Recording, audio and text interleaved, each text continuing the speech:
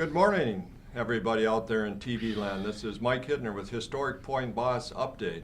Today with me, joining me again, is Tom Bramer. Welcome, Good morning. Tom.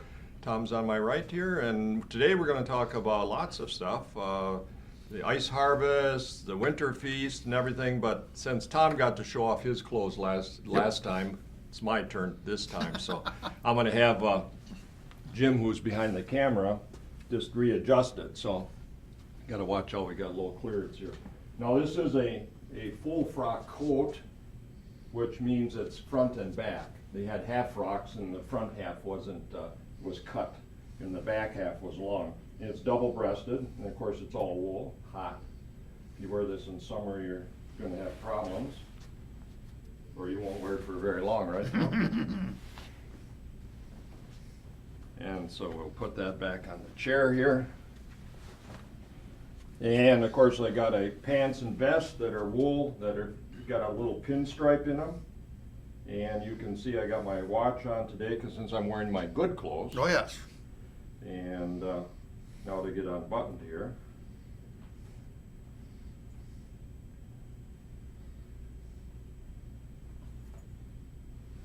And shirt is a pullover. It's a bib front. It's got the pleats in the front here, and a string tie. Now it'd also be appropriate to have a sock tie. Sock tie kind of went around, and just you saw this material right around the neck, just around the collar line. This is of course a string tie, and the ties are normally made out of silk. And suspenders, these are linen suspenders. Of course there's no stretch them because the elastic wasn't around yet. And it's a button fly for the pants. And I've got boots on. They're fairly high boots, and they're straight lasted, which means that there's no left and right. They're cut universally, and then you start wearing them and you start to determine your left or right. The only way I know mine, besides comfort, after you wear them 30 times and the comfort level is much better, the only way I know mine is I've got a little rubber clip on one side just so that it doesn't wear out the leather soles, of course, and it doesn't wear those out. And these were custom made by a gentleman in Montana that makes historic type boots, sort of thing. So they got stirrups on the side so you can pull them up and that sort of thing. So that's my accoutrement today. So let you know a little bit how the gentleman of the day dressed besides the voyageur. Yeah. So we're going to talk today about our ice harvest. It's part of the Port Edwards Lions Fishery. It's on January 28th, and we're presence on the ice from 10 to 1. That means we'll be cutting ice, hauling ice, trimming ice, this sort of thing from 10 to 1. And from 11 to 3 we'll be at the site also packing the ice away in the ice house. So we just got our sawdust the other day. We're in good shape on the sawdust, and thank you to Golden Eagle Homes for providing that sawdust for us. And what we do is we store that in trailers, so when we get down and get the site ready, we'll move those trailers over to our ice house, which is in one of the bays of the 3-bay shed on our property. And that's 3-bay shed was designed after we had gone up to the Oliver Kelly farm in Minnesota, and we designed it based on that dimensions of a 3-bay shed they had up there. And Oliver Kelly farm is 1850s era sort of thing. So we brought a few tools around to show you. Of course, I didn't bring a big ice saw. I've got a smaller, what they call this is a trim saw. Now you can see the teeth are a little further apart than it would be for a regular saw, a wood saw. And you can't really tell probably on TV out there, but it's thicker. It's got to be heavier because the ice, more chance of something breaking or bending or something. So this is a trim saw. Metal handle, all metal here. It's antique. These days, the only ones that cut ice are historic groups like ourselves or Amish or something. So we compete sometimes with the Amish people for this type of equipment. I talked to some Amish folks last summer, and we got talking about things that we do, and I said about ice cutting, and they cut it with a power saw. Oh, they do use a power saw. At least the folks that I talked to, they have a gasoline, which they can use, not in their homes, but for work. Right. And they were cutting it with a gasoline powered saw. Well, they got a little smarter than we did. That's what the guy said. He says, these guys are even more old-fashioned than we are. Yeah, yeah. So this saw is it's kind of greased up heavy. I just noticed it on my fingers here. We kind of grease them up so they won't have rust in the off season when we're not using them. Of course, we only use them. And one of our members, Johan, it puts the kerf on this, which means the teeth are curved. Teeth are like so. Yeah, so it cuts and it cuts in better, and he sharpens them also. So he does a wonderful job on that, and thanks to Johan for that. And Tom, why don't you explain this here for everybody? This is an ice spud. From time to time, we cut the blocks a little bigger than necessary to get them out of the water, and then we use the trim saw to usually cut them kind of in half. And that's slow work. But if you cut them about halfway through, you can use one of these and by standing up over the block, chop down on it, and it will crack through. Pretty straight. Pretty straight. It's not bad at all. But these were used. This is an antique one also. It's got sometimes the modern ice choppers that we use on sidewalks are flat. This one has got more teeth, and I think it's so it sinks down into the ice a little more and does a better job. But these are really pretty good for breaking. We got a metal one too. I think that was we manufactured. That was all metal with an iron rod and then like a plate on the bottom. Do you remember that one, Tom? It's black. I guess so, yeah. And we've used that on occasion. It's got a longer handle. The only advantage is a longer handle. And of course, ice tongs. This is a small one. We got probably 10 of these or 8 of these, and they're all different sizes. But this one would only be good for a small block or something. This isn't going to take. Normally, when Tom's talking about taking these out of the water, out of the lake, you know, they might be 100 pounds or something, and we maybe cut them in half, but this isn't going to get around those blocks hardly. We use that one more at the site when we're moving blocks to use them. To carry it. Yeah, and that more of a sort household size. Right. And just to speak a little bit about the ice trade, the king of the ice trade his name was Frederick Tudor. He was from Boston area, and he started selling ice in about 1806. So you can see it's a long tradition, and of course not done like this anymore, but up until about the 1920s or 30s, it was a fairly lucrative trade. In fact, one of our biggest exports we had, when you think about it, exporting water in a different form, is kind of interesting. Anyway, Frederick Tudor kind of lost money at it, but he got a concession, which to me is kind of like a monopoly, with Great Britain, and he got that for Jamaica, and then after that for India and some other tropical places that Great Britain had possession of, or were colonies of Great Britain. And then in about 10 years later, he got a concession, a monopoly from the Spanish for especially Cuba and a few other places that the Spain controlled. So I read in one thing that in 1856, he made $1 million on the sale of ice. $1 million today, folks, is worth about $25 million. So it was lots of money in those days, $1 million be made on ice. He was successful and continued on until his death, and then the ice company was taken over by somebody else. But the ice, as we think of it now, we use it for cooling our beverages and making ice cream. In those days, we got to remember all these animal plants that butchered the animals and everything. They had no ice. Armor, these big companies needed ice, and so they had train cars and they had sources of ice that they could get and keep their product cold till it got to market. So ice was very important. And one example that Frederick Tudor in this article said is that he shipped a load of ice to India. I don't remember the tonnage, but it was, a full ship of ice. And when they got there, half it was gone. But even with half gone, it was still their product, the product from the United States, from Frederick Tudor, was less expensive than for the Indians to make the ice. They had some way of making ice years ago, and I don't remember, something about a funnel or something. They must compress something. But they could make ice artificially, man-made. I shouldn't say it was artificial, it was just man-made by labor, but it was cheaper to ship ice from the United States to India than it was for them, the British, to make it. So that's where the market And there was a big trade in Lake County, Illinois, right at the end of Lake County, Indiana, I think it is, just slightly east of Gary and south, where they used to cut a lot of ice for Chicago. And in Madison, there were several big ice houses that cut on Mendota and Monona. And big time. The state has done some research on those. That's really interesting. Yeah. So ice was a big business. Now for a homeowner, this is a kind of sign. Somebody had made this up for me. It's a refrigerator magnet, but if you get the idea of something a little bigger, you'd put in your window. And it's got the numbers on there, 100, 75, 50, and 25 on the bottom. And you'd put this in your window when the iceman, like the milkman years ago, used to come door to door, and he'd see this sign in your window, and then whatever way it was turned, 25, 75, or whatever it was, that's how much ice he'd bring to you. So they had a bigger, you can imagine this is going to be probably a foot square, and it's going to sit in your window, so it's easily recognizable by the iceman going down the street.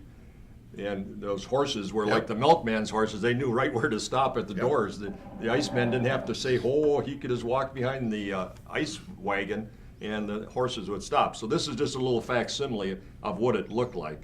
So, but kind of interesting. Yeah. Somebody had some ice tools they were selling. We have probably pretty much what we need for ice tools, but I contacted him, he sent me this, I think it's a little reminder and a little souvenir, but that's the sort of thing that they had in their window. So ice was a big business. We don't really have any conception of how big a business it was. I think at turn of the century was like the third biggest export or something like that. Yeah, in the early 1800s, yeah. Yes. Yeah. So it was a great export. So come on out and see us cut ice January 28th. We'll be on the ice probably around 9:30. We'll start actually cutting at 10 a.m. and we'll cut probably till 12:30 or something.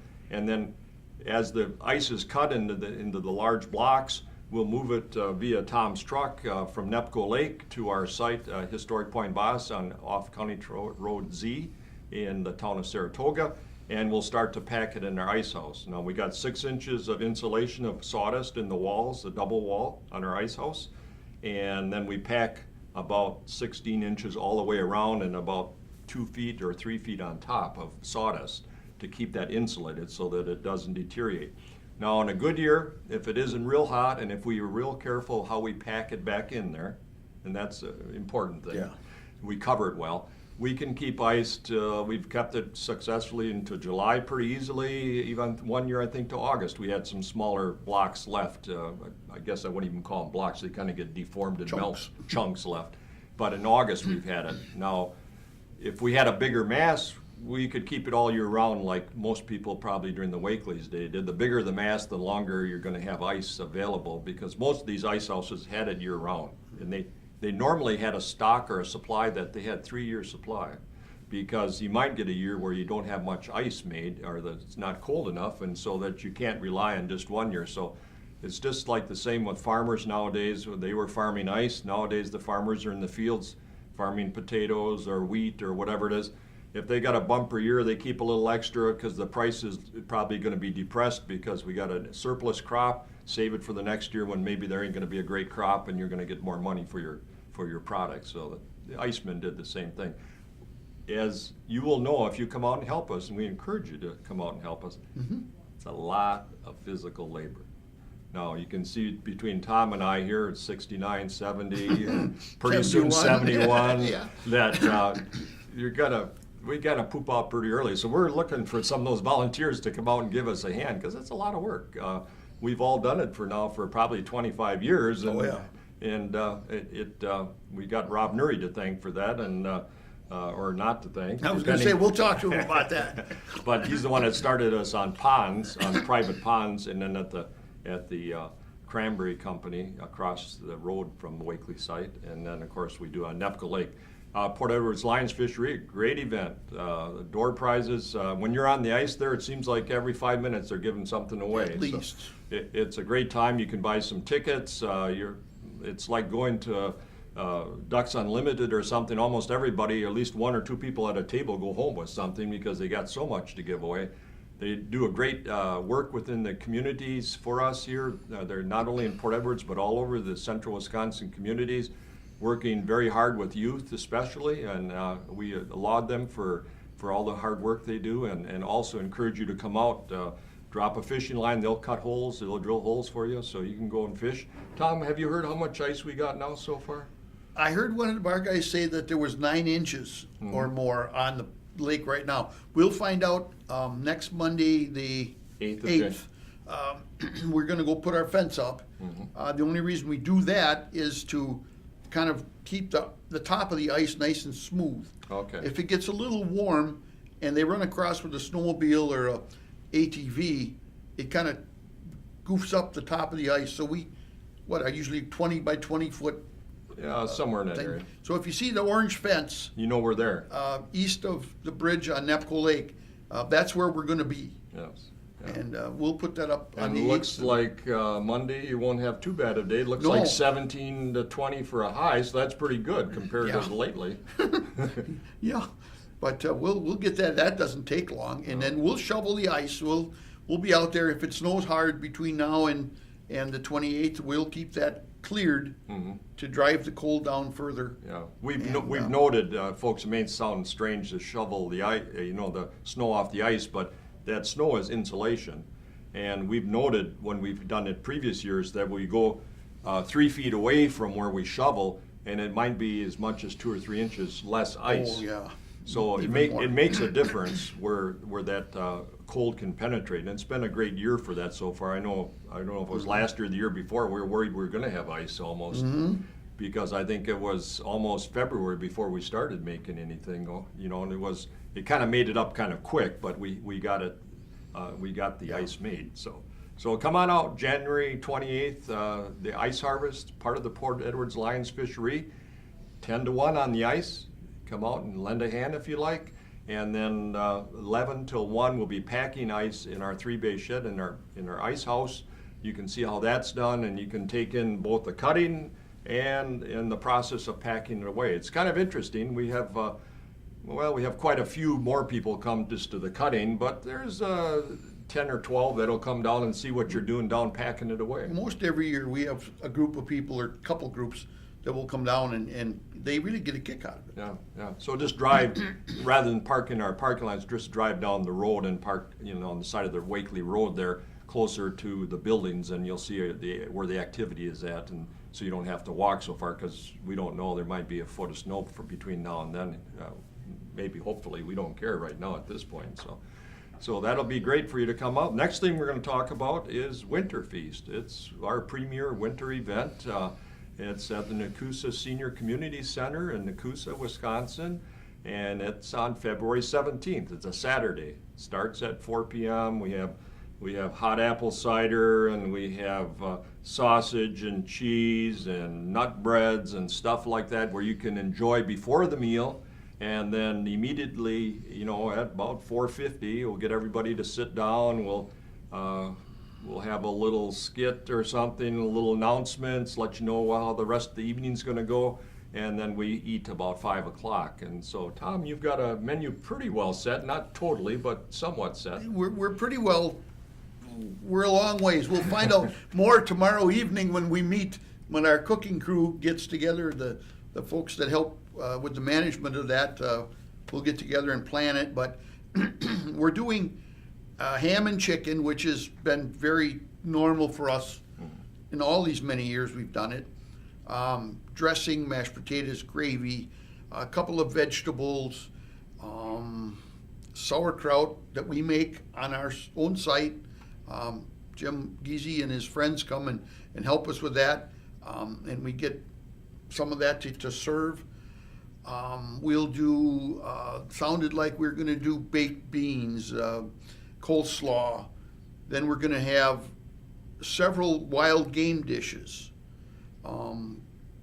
stew, venison of some sort, or 2 probably, and we've got some beaver, and we've got a bunch of rabbit. And we even talked about the other night, our master gardener said they had about 5 or 7 pounds of mixed different dried beans, and I think we'll have some kind of a 6 or 7 bean baked bean Dish. Yeah. We're going to work on that.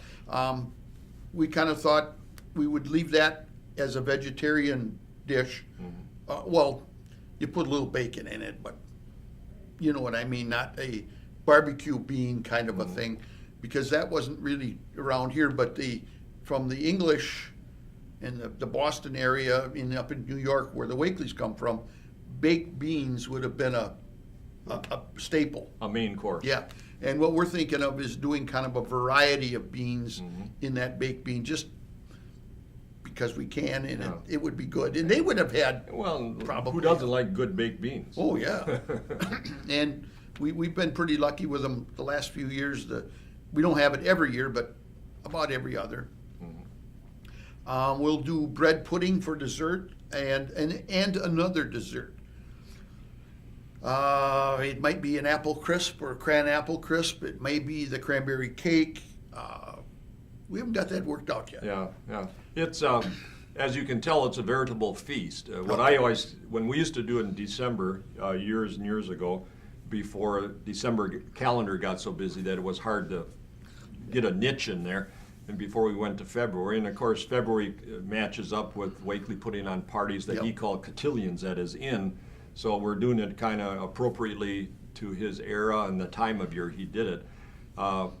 This is a great feast, and the tickets, folks, $20. $20. This is a fundraiser for us. We need the money, but you don't see us, and I don't blame other organizations charging $40 or $50 or $100 for a fundraiser. More power to them. $20. But $20, you get all you eat. We got a great band this year, 8-piece band. Yep. About 2-3 fiddles and who knows what And else. They're playing very period music, Mm-hmm. from the 1800s. Almost earlier than us. Yeah, some of it comes from a little earlier, but these are reenactors that do this as that's their shtick. Yeah. And they do it authentically. I mean, they were at our summer festival and played during the day some, but then in the evening they played as just entertainment for the reenactors that Around the stay campfire? Yeah, around the campfire. It was phenomenal. I mean, You kind of said you just sat in the cabin, which was Yep. starting to get dark, and you just like Just hearing sit this back. coming from the sky or yep. something. I mean, it was like all of a sudden you heard this. What the heck is this? And you listen, and I mean, it was just really. That's when we said we've got to have these people at our winter feast. And there's 8 of them coming. We're going to also do some contra dancing, before square dancing, Right. where it's more of a long line kind of a thing. And one of the gals that's coming is going to lead that, so it's going to be really authentic there too. Yeah, and usually we start the contra dancing about 7:30, 7:35 or something like that. It's a good time for you to get out. We invite the public to come out with us. Oh, yeah. In fact, we invite the public if you want to dress up. It doesn't have to be authentic to our period, but just want to dress up like a lumberjack, or you got some old-time clothes that you'd like to put on and come, hey, you're welcome. The more the merrier is Yep. what we always say. And so that'll be a good time for you to do that. The contra dancing, as Tom and I know, historically anyway, was a very good way for young people to get to meet. In other words, if you do the Virginia reel, you got, say, 12 couples, and of course you're learning as the other couples are going in front of you, and then your turn comes, you know how to go through and do-si-do and around and swing around and all that sort of thing. But this was an opportunity for these young people to meet each other and to get to know each other. There wasn't a lot of opportunity in those days. They didn't hang out at different places. They didn't have social media like we have today and telephones and everything else. This was their way to meet each other. And you got to look at it too in the early days when Wakeleys were here. You know, there wasn't a lot of people here. So you had to have these opportunities, even if you had to create them by having a cotillion or something, for people to get together and to meet each other and to greet each other and to celebrate winter. And the winter was just about half over or something. You need a reason to celebrate. I mean, we call it cabin fever today. They had the same thing in those days, and folks probably maybe even worse, just because they were living in a cabin, a lot of them. There were 11 people in the Wakely family that lived in that house. But you get sick of looking at the same even 11 people all the time. Right. So if you can invite in the neighbors who you get to know, I mean, and in a sense of cooperation, because farming was much different then than it is now. When they did some of their farm work and their husking bees and other things like that, this was a community operation, and then the next day they would go to somebody else's farm for threshing or whatever. So it's a good way to cement those relationships. Yeah, and I think that's how these families got intertwined by marriage or whatever, is because they knew each other. You know, we got in the case of the Wakely daughter, is Susan, I think it was, and married Daniel Wakely, Yeah. a first cousin. And Newbold, Louis, they called him, he married into the Berard family, and the Berards had been there not long after the Wakeleys came. They came too. Yeah. They were further down the, about a mile or so down the County road. Trustee. Yeah. In fact, one of our members and friends owns that house today. You know, There's two historic houses down there, Wakeleys and Newbold Wakeleys and the Berard house, and they were not only neighbors, but they were in-laws. in-laws. Yeah. So it's a small community, and this is one of the gatherings like the Winter Feast where they would have come together. So we invite you. $20 in advance. You can get tickets at Country Freckles next to Burger King on 8th Street South, in Wisconsin Rapids at Beaver's Dime Store on Market Street, downtown Nakusa, or at Family Natural Foods at 910 West Grand Avenue. Tickets that are available there, $20. If you wait to come to the door, it's still a good buy at $25, but we have to upcharge because our cooks have to kind of know how much they're cooking for and how much to prepare. Tom, you didn't talk a little bit about, now we talked about beaver and venison and rabbit and all this sort of thing, but we have a domestic variety of foods for people that aren't adventurous. Oh, absolutely. And everything is marked, folks. So Yeah. you can see there's a placard there that says this is venison in here, so you don't get something and say, Nope. what is that? We have no surprises. You were taking a nap because I did say we had chicken and ham. That was the first thing I talked about. Yeah, we'll do chicken and ham, and then a number of side dishes. In fact, many more side dishes than we have meat dishes of either kind. But there's plenty there, even if you're not a meat eater. You've never walked away hungry, have you? No, it'd be your own fault if you walked away hungry. you would be really lost. Yeah. So there's plenty to do, and there's a good time. We've always had a really fun time. It's the fastest 4 hours in the history of the world. Yes. Honestly. Yeah. You know, the time goes by so fast with the 4 to 4:50 time when the band is playing and we're enjoying visiting with each other while the cooks are in the kitchen. I'm getting grayer by the minute, yes. And the cooks are in the kitchen worrying about the timing of things and should we go earlier or later, and then they have to give the high sign or the low sign or whatever it is. But it's a great evening, and fellowship, whether you sit with friends and you have a whole table of friends, or if it's you by yourselves and some new people, by the time the end of the evening is done, you're all friends. I mean, nobody goes away, and everybody remarks how wonderful it is. We'll have some raffle baskets available. You know, we've got one of our members that puts together raffle baskets, I think probably 6 or 7 probably totally, and you get to buy a chance, and then they have a little can, you put your most tickets in where you want to win certain things, and they're all kind of themed too, so it's kind of nice. They got a sportsman one, and they got one for the ladies, and different things like that, so you got a good opportunity to do some of that. We got to thank also the Wittenberg 4-H, some of their young adults and their parents are coming down to help us out with serving and kind of waiting on tables and a little help in the kitchen and that sort of thing. They were great help last year. A lot of help in the kitchen. Yeah, they're really good. They were a great help last year, and we certainly enjoy our relationship with Wittenberg 4-H. They've been a great help to us, and we've done some things with them, and it's been mutually very beneficial. They've kind of adopted us, and it's been wonderful. Yes. It really has. We're kind of their little service project, and oh boy, it's really good to have some younger folks that, even the parents who are a lot younger than us.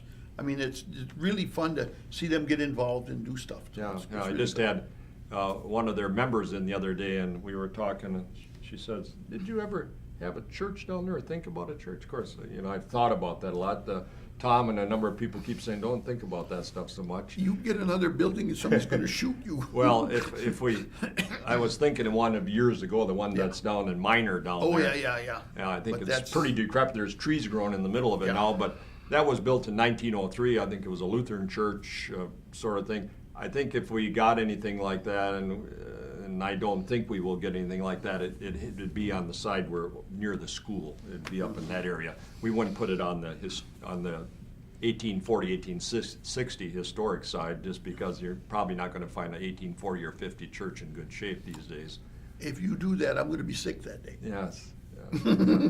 So anyway, I've thought of it over the years. I've been offered some churches, but just the right one isn't there yet, or we're on a project and we don't need another project. This summer we got, I don't know if we'll get them all done, but we got 3 roofs to do this summer. The house, the blacksmith shop, and the cabin. So I mean, we got 3 roofs. Probably going to start with the cabin as Thank far. Thank you. Yeah, I think that's the one that probably needs the most TLC right now. The house roof is okay, but we've had, we got our copper, we put copper up on the roof, about the 3rd shingle down, and it kind of zinc, and it kind of prevents the mosses from growing. Well, we didn't put the copper up until after the moss was growing, so it doesn't do, but the moss deteriorates the shingles and they don't dry out good, and of course that's the worst thing for a shingle, doesn't dry out. So I was up in the attic this past summer and it looked good.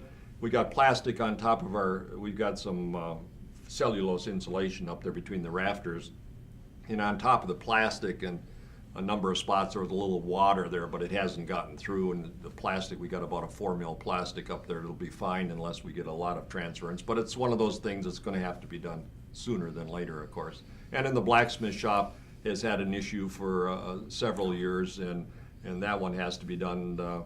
We've got about a shingles to do enough for the house and probably half of another building, and that was, I think, $4,000 or $5,000 of the shingles. Oh, yeah. Shingles, we use these red cedar shingle, very expensive, just because folks, you've seen all these wildfires in California. Guess what they got on a lot of those roofs? Cedar shingles. And of course, when they rebuild now, they'll probably, because of fire codes that are in effect today, they probably won't be able to build with wood shingle stuff on their roof. And where years ago they could do that, nowadays I think the fire codes aren't going to allow that, because you can imagine these fires going from place to place just by sparks, and those wood shingles that just take right off because of the dryness out there in California. So the price of the shingles are determined by markets, and the market is up, unfortunately for us. But So come to the Winter Feast and help us buy some more shingles.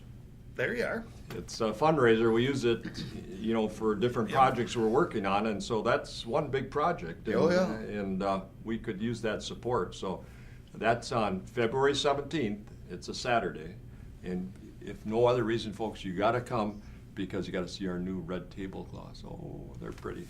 We haven't got them yet, but I saw them in the catalog, and I ordered them before Christmas, and I got an email that they're on the way, so they're coming to us. But we'll have nice red cloth tablecloths, which will be nice, and we can set them with, this year will be more of a President's Day theme or something like that, or it could be set for Halloween theme or whatever sort of thing, and they're kind of nice. We were buying some previously that were plastic that helped protect the tables and look kind of nice, but the price is almost the same for the plastic versus the cloth one that you can launder and use from year to year to year. So we got 25 of those coming, and so we're really excited about using those this year with some nice placemats, give you some nice contrast and look really nice. So Winter Feast, February 17th, Nakusa Senior Community Center, from 4 o'clock gathering, 8 p.m. it's done. Short time, as Tom was saying, the fastest 4 hours in the world. We welcome you to come. Tickets available again from Beaver's Dime Store on Market Street, Main Street in Nakusa, and at Country Freckle on 8th Street South in Wisconsin Rapids, right next to Burger King, or Family Natural Foods, 9th and West Grand in Wisconsin Rapids. So any of those, there will be tickets available pretty much when you start seeing this. Those tickets will be out. So, and also, if you know any members that are out and about, ask them. If they don't have tickets, they can get you tickets. Yep. So we got tickets available. So we'd like you to invite you there. And we want to thank you for listening. I think we got a little bit of a cooking to see, and then there's a Norwegian pioneer that was through the area. A traveler, one of our kind of new reenactors has sort of found his niche, and it's going to be really fun to because as you and I know, especially with me, when I'm in the cabin, I get stuck there. Right. I mean, if you're in one of the buildings, you don't get to see a lot of other people. And I haven't seen Larry's deal, and I want to see it. So stay tuned for that.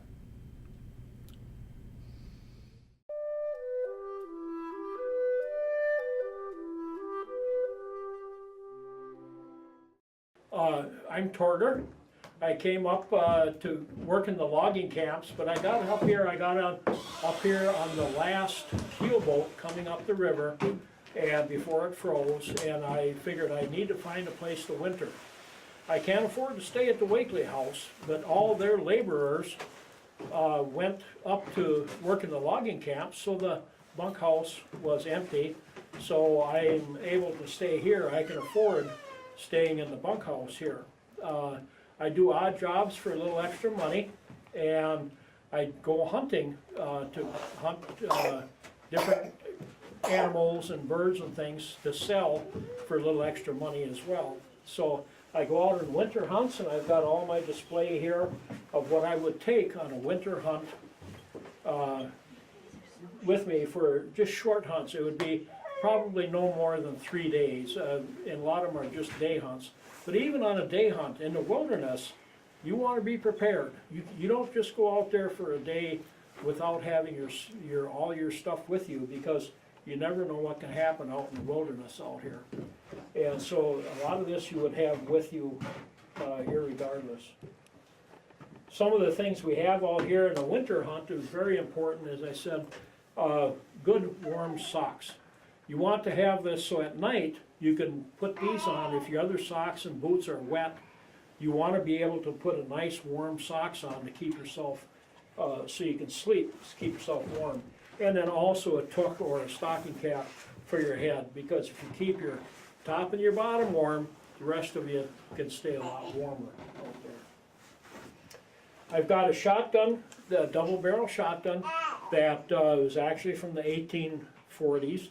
They became very popular in the 1840s, and they were shipped over from England and Belgium, and they're very popular because you got 2 barrels.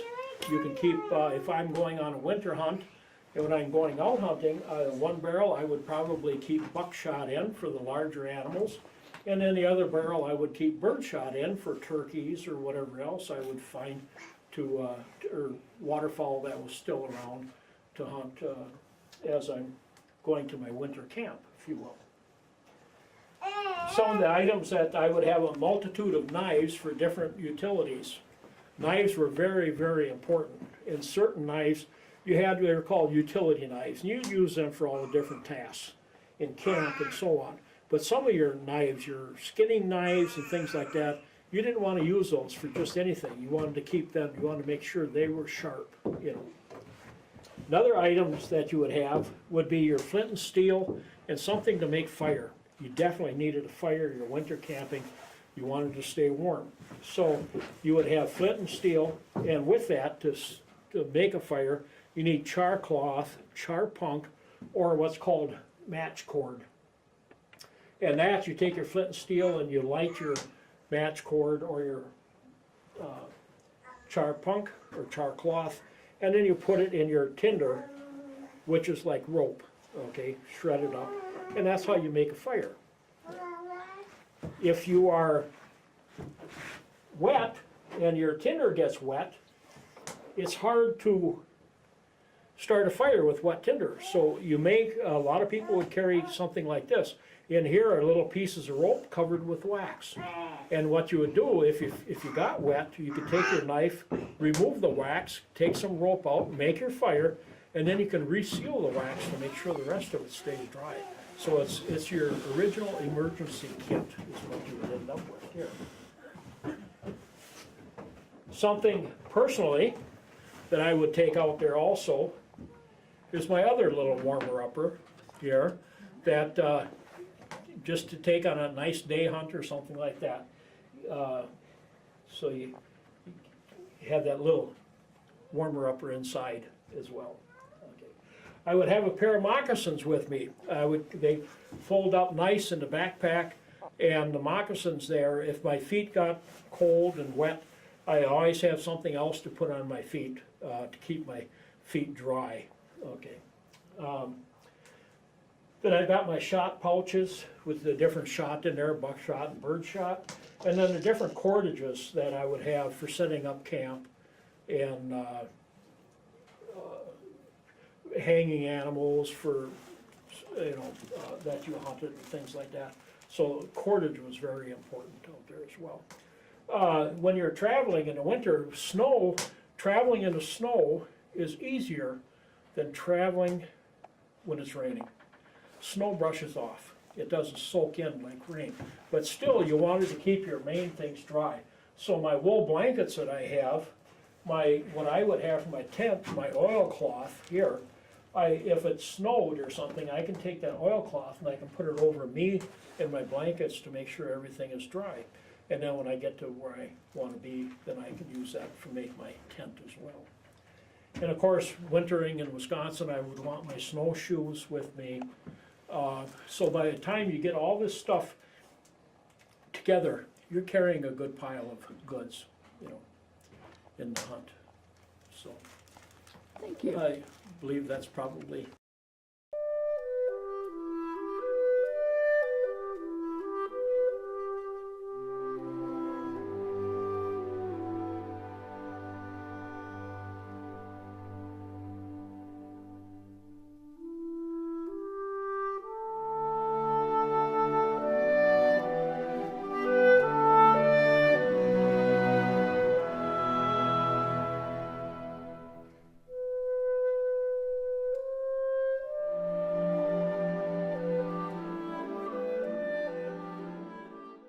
That's what it's called. I also use the cast iron ones. This is great for fishing stuff like dumplings and noodles, and the little cheap Chinese spider that you see in the grocery store, the wood handle, wonderful. Forks, one piece, blacksmith made, there's no two alike. Hook handle to lift the Dutch oven lid if you need to. They're wonderful.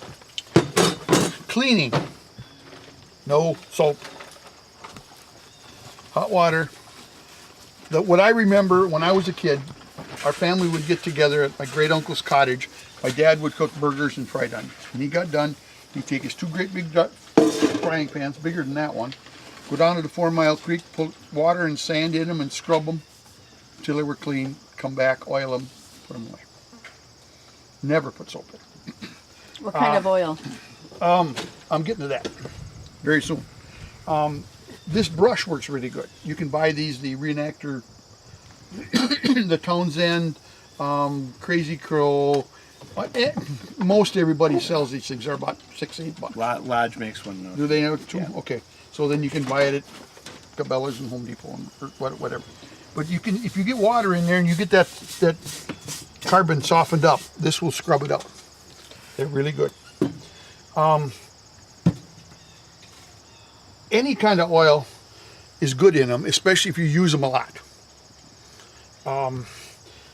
Vegetable oil is okay. Olive oil is better. Mineral oil will not get rancid. Real light coat. If you want to season them, like when they're brand new, or if you cook tomatoey stuff in them and it kind of the best that I know of is flaxseed oil. You need to keep it in the refrigerator. It'll get rancid until you cook it. If you take that on your gas grill at home, take your kettle, get it really nice and clean, oil it good, put it upside down in your gas grill and let it cook, and do it 3 or 4 times. You'll get a nice shiny patina in there. This stuff is wonderful. It's expensive and it'll go to heck if you don't take care of it, but I've had this 3 or 4 years and it's still okay. Otherwise, regular vegetable oil, if you leave it all summer or all winter, let's say you don't camp, you get it and it'll, it stinks. Kind of that off. Yep. It won't hurt you, but your food doesn't taste good. Yeah. The one thing that I do, if you're going to be, let's say in the fall, you put your camping gear away for the winter. Beeswax. Get it hot, put just a little bit on, take a piece of paper towel, rub it around, get it so it's good coated inside and out. Then throw this in the thing, put the lid on with a piece of paper like that keeps it just broke enough so that you don't get moisture building up in there. Yeah. Okay. And then when you go to start your fire next spring for the first time, because it's wax and paper, I mean, it's like a huge match. But regular, and you can use paraffin. I happen to have beeswax, so I use it. But paraffin works. I prefer this. This tastes better because you're going to end up eating it. But what's the difference? Other stuff here, tongs for moving charcoal briquettes or pieces of coals around. This was blacksmith made so that we can use it out here because we try very hard. We fail, but we try very hard to be period when When you can. This is my lid lifter. It's different than the others, but not by much. You grab a hold, it's fancier, and it works. That's a Lenny Grew from out of Waiwika. A little bit, then I'm getting, I'll go a little unorthodox on some of the cleaning. First step is looking at the pan and going, what does it look like? If I take one that I use every day and I fry bacon in it, chances are It's just water. I dump the, no X's on the bottle. Chances are you dump the grease off, take a paper towel, wipe it out. It's shiny enough you can see your reflection in it, you're done. If you get a little more than that, you get a little stuck on stuff. This is from Pampered Chef. They make them at Walmart. They're orange green. They're 99 cents. It's plastic. It's got a couple different radii on the edge. So you can get, because this is where crap hangs. So you can get right down in the edge, change the angle a little bit and clean it out. If you got something that's a little stubborn, throw a half an inch of water in there. Take it on the stove, get it to just to start to steam. And you can go in there and you'll see. You knock the stuff off, dump it out, wipe it out with a dishcloth. A little bit of oil. What I like to do if I use them at home is, especially if I've had something in the oven, we have supper, we made something in the oven, I'll put the oil on them when I'm done, throw them in the oven upside down with the oven off, let it cool off. I dig a hole about 2 feet around, 2 feet deep, and line it with rocks. Wakely people have already made this permanent setup with bricks around in it, and it's got a solid brick bottom, so I didn't have to line it with rocks. Start a fire in there, cook it for about 2 hours, get the rocks really good and hot, and I add some extra rocks that I brought along to get those good and hot. When the fire burns away down and I threw the extra coals over there, I take the hot rocks out and take out all the coals, and then I throw a whole pile of maple leaves in the hole, right in that where the rocks are good and hot. Then I set my food in there, meat. I got steak and onions and potatoes and carrots in there. And then I put some more maple leaves on top of that, and then the extra rocks that I took out, I put on top of the maple leaves. And then I put a few extra maple leaves on top of the rocks so that this canvas doesn't burn. And I soaked this canvas all afternoon in water so that it's good and wet. It's not going to burn. Then you cover the whole thing up with dirt and let it set for about 3 hours to cook. It's been cooking for 2 hours and 45 minutes, which is about right. And then we dig it up and eat it. So I'm going to take You a got look. something, oh, you got something fruit in? Yeah. Mhm.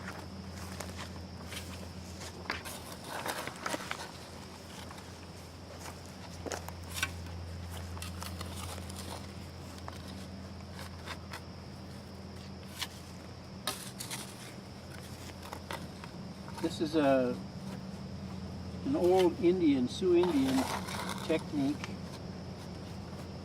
because the Indians would shoot a buffalo and then they would skin out a bunch of it to eat, dig a hole, start their fire, get their meal cooking, and then they go to cleaning the buffalo, the rest of the buffalo up. And when they come back, when they get done cleaning the buffalo, their meal was cooked. No. Grab this side. Yep.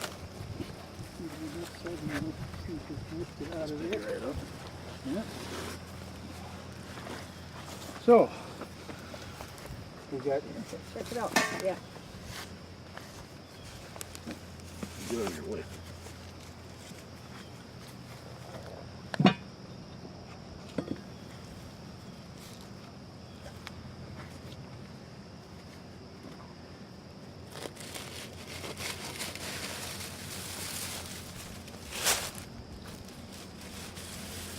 Next to pine are Yeah, that's maple true. leaves that I put on top. Can you see? Yeah. Yep.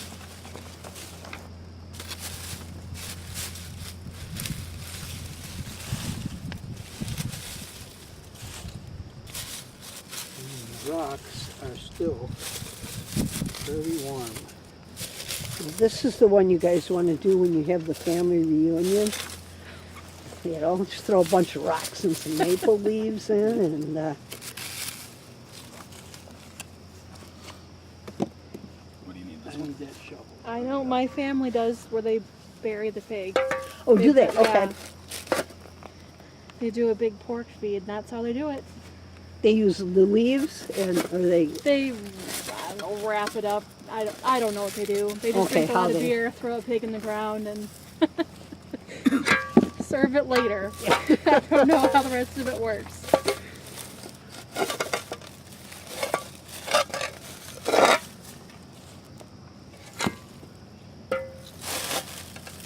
Stupid question, but do those have to be a certain type of rock or a certain Nope. size, or is it just Nope, toss it in there? just any kind of rock that Just to you retain can get, that heat. but don't get them wet before you put them in there.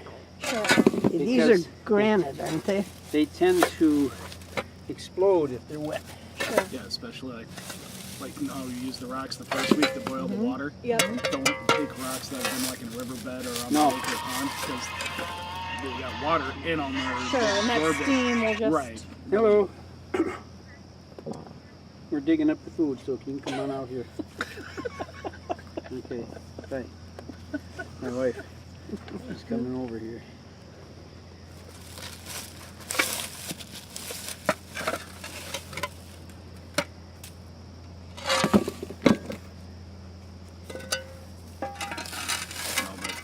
I would say you'd want a harder rock versus like sandstone and stuff like that. When Right. it gets hot, they have a tendency to crumble. Yeah.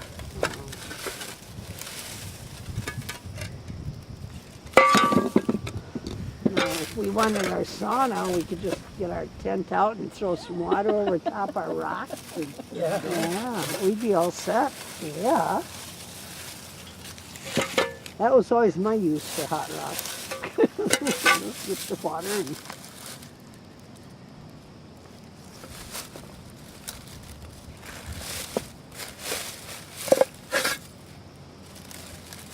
So you do this, Dave, when your family gets together and goes camping? Yep. Like once or every day? Once. Too much work to do. Because, you know, there's breakfast, lunch. And then And there's a lot of kids in that second family. lunch and Well, you start it with breakfast, so that way you do this by dinner. yeah. Carrots. Comes carrots.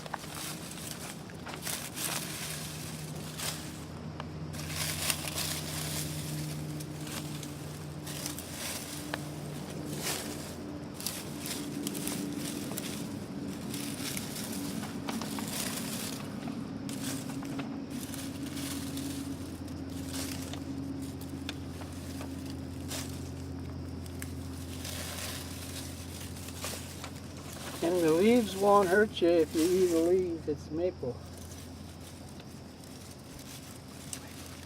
The potatoes got done. Really done.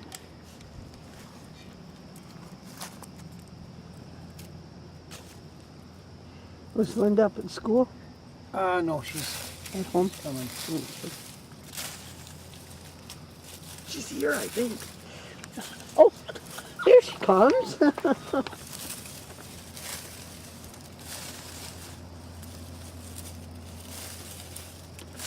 That onion looks Oh, that cool. smells so good.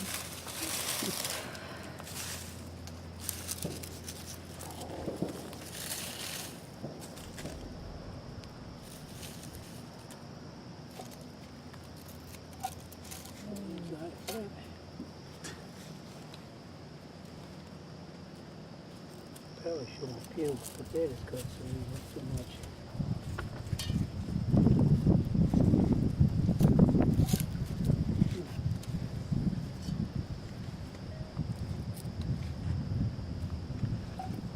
Cute little carrots. Cool. And they're cooked. Pretty good. And so how long does this take? Like 3 hours? 3 hours. It takes about 2 hours to get the rocks hot, and another 3 hours Smoking, to cook that's the how food. hot it is. It's steaming.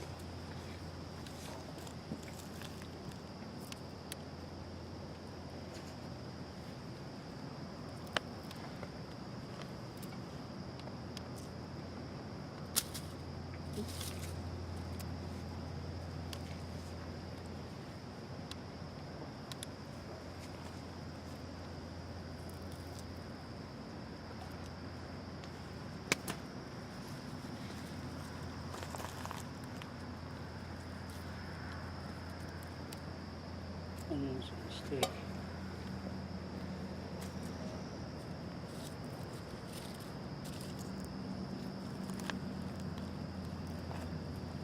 There comes the cow.